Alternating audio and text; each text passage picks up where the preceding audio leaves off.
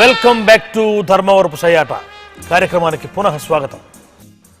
ఈ సి Asaduddin Owaisi Akbaruddin original brothers sir, వాళ్ళు ఒరిజినల్ బ్రదర్స్. కానీ ఆ పేరు వచ్చింది మాత్రం అంటే రెడ్డి గారు ఇక్కడ ఒక చిన్న మతలబు ఉంది. సార్ నాకు తెలిసినా తెలియకపోయినా నేను వినాలి ఊగుటాలే తప్ప నేను తలకాయ అడిచినా కూడా రూల్స్ ఒప్పు. అందుకో మీరు తలకాయ అడిచారు, రెడ్డి గారు ఆధారం పెట్టేసుకుని సమాధానం చెప్పారు. అందుకని మీరు ఇన్నాళ్ళ సంది చూస్తున్నారు కదా, నేను ఎప్పుడైనా ఎవరికైనా చెప్పానా?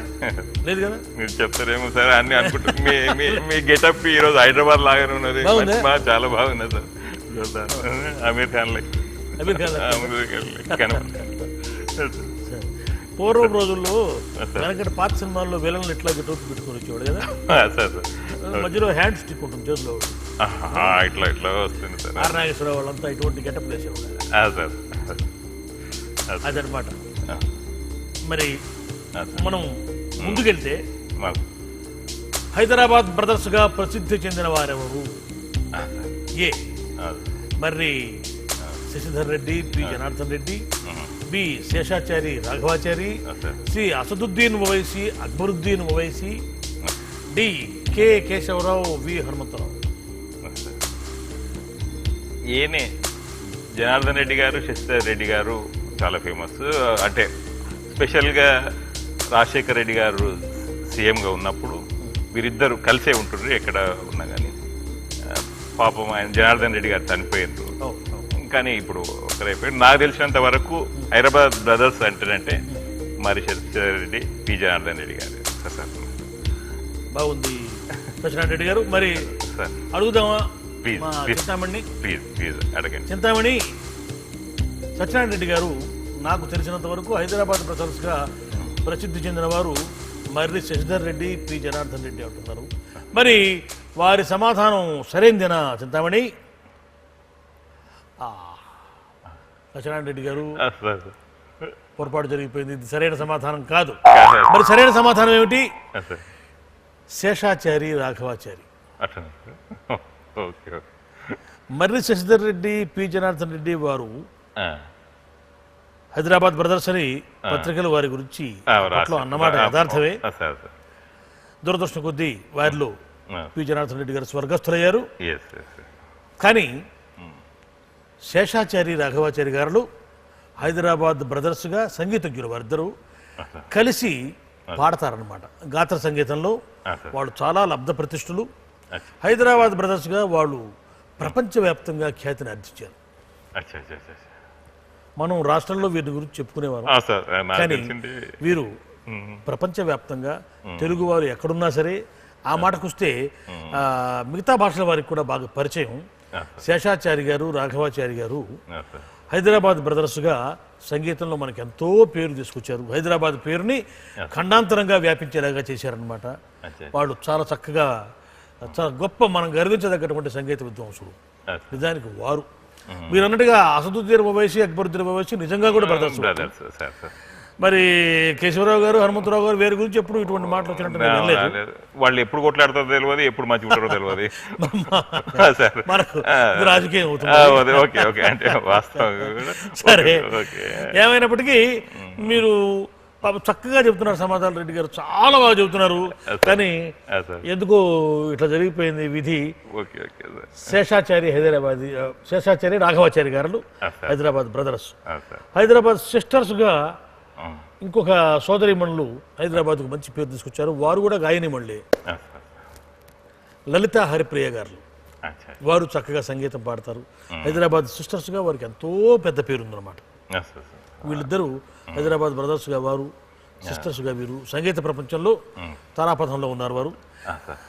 ఈ సందర్భంగా వారిని మనం గుర్తు చేసుకుంటూ, అట్లాగే మీరు చాలా చక్కగా సమాధానాలు చెప్తున్నారు, సరదాగా కూడా ఉంది. కానీ దురదృష్టం కొద్దీ పర్లేదు కదా, ఏమనుకోరు కాబట్టి పిలుస్తాం.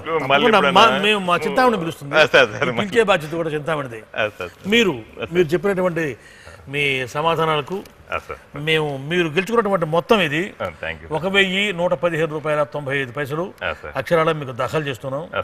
దీన్ని తీసుకొని మీ వ్యాపారాన్ని అభివృద్ధి చేసుకోవాలని మేము కోరుకుంటున్నాము. ఇది మా సంఘంకి ఇస్తా సార్, నేను ఆంధ్రప్రదేశ్ రెడ్డి సంఘానికి president. Very good, very good. మీ సంఘానికి మేము కూడా కొంత ఇచ్చిన చాలా చాలా చాలా సంతోషం, చాలా సంతోషం సత్యనారాయణ రెడ్డి గారు. ఆ విధంగా సత్యనారాయణ రెడ్డి గారు చక్కగా సమాధానాలు చెప్తూ వారి ఉద్దేశం కూడా కరెక్టే, కానీ చింతామణి ఉద్దేశం వేరుగా ఉంది. అంచేత ఇట్లా ఆయన నిష్క్రమిస్తున్నారు అర్థాంతరంగా. రెడ్డి గారు చాలా సంతోషం, చాలా సంతోషం. ఈ భాగం ఇంతటితో సమాప్తం అవుతున్నది. మళ్ళీ వచ్చే భాగంలో మళ్ళీ మరొక పోటీదారుతో మనం కలుసుకుందాం. అంతవరకు మీ దగ్గర నుంచి సెలవు తీసుకునే ముందు మనం ఎప్పట్లాగనే ఒక మంచి మాట చెప్పుకుందాం, ఒక సామాజిక ప్రయోజనం కలిగినటువంటి మాట. పశువులు మానవుడికి యుగ యుగాలుగా అతని జీవన విధానంలో ఎంతో సహకరిస్తూ వచ్చాయి. ఆ మాటకు వస్తే పశువులు లేకుండా మనిషి జీవితం గడపలేడు. అన్ని విషయాల్లో మనకు పశువులు కావాలి, జంతువులు కావాలి. కానీ మనిషి చాలా స్వార్థపరుడు. ప్రకృతినంతా తన కోసం ఉపయోగించుకుంటాడు, తను మాత్రం ప్రకృతి కోసం ఉపయోగపడ్డాడు. చెట్టు నీడ కావాలి, వాటి నుంచి పళ్ళు కావాలి, ఫలాలు కావాలి, వాటి నుంచి వచ్చే ఆదాయం కావాలి, కలప కావాలి, ఇదంతా కావాలి తప్ప చెట్టుని పెంచుదామని కానీ మనిషి అనుకోడు. తన అవసరం కోసం చెట్టును నరికేస్తాడు తప్ప. అట్లాగే పశువులు కూడా, మనకు పశువులు ఆవులైతే పాలిస్తాయి, గేదెలైతే పాలిస్తాయి, ఎడ్లు దున్నపోతులు మనకు వ్యవసాయం చేసి పెడతాయి, బళ్ళు లాగుతాయి. మన ఆర్థికంగా మనం బలపడడం కోసం అవి ఎంతగానో దోహం చేస్తాయి. కొన్ని కుటుంబాలు అయితే కేవలం పాడి పరిశ్రమ మీదనే కుటుంబాన్ని వెళ్ళదీస్తూ ఉంటాయి. ఇంత ఉపకారం చేసే ఈ పశువుల్ని అవి ఒట్టిపోగానే, అంటే పాలివ్వటం మానివేయగానే, లేక వ్యవసాయం చేసే శక్తి కోల్పోగానే వాటిని కబేళాలకు తోలి నిర్దాక్షిణ్యంగా వాటిని వధించేస్తూ ఉంటారు. మాంసం కోసం బతికుండగా దాన్ని ఉపయోగించుకుంటారు. అది పనిచేయటం, మనకు ఉపకరించటం మానివేయగానే వాటిని నిర్దాక్షిణ్యంగా వధించేసేసి తినడం కోసం ఉపయోగిస్తారు. తద్వారా వచ్చే డబ్బులు కూడా మనం అనుభవిస్తూ ఉంటాం. ఇది చాలా స్వార్థం. ఇది మనిషి ఇంత స్వార్థపరుడుగా ఉండకూడదు.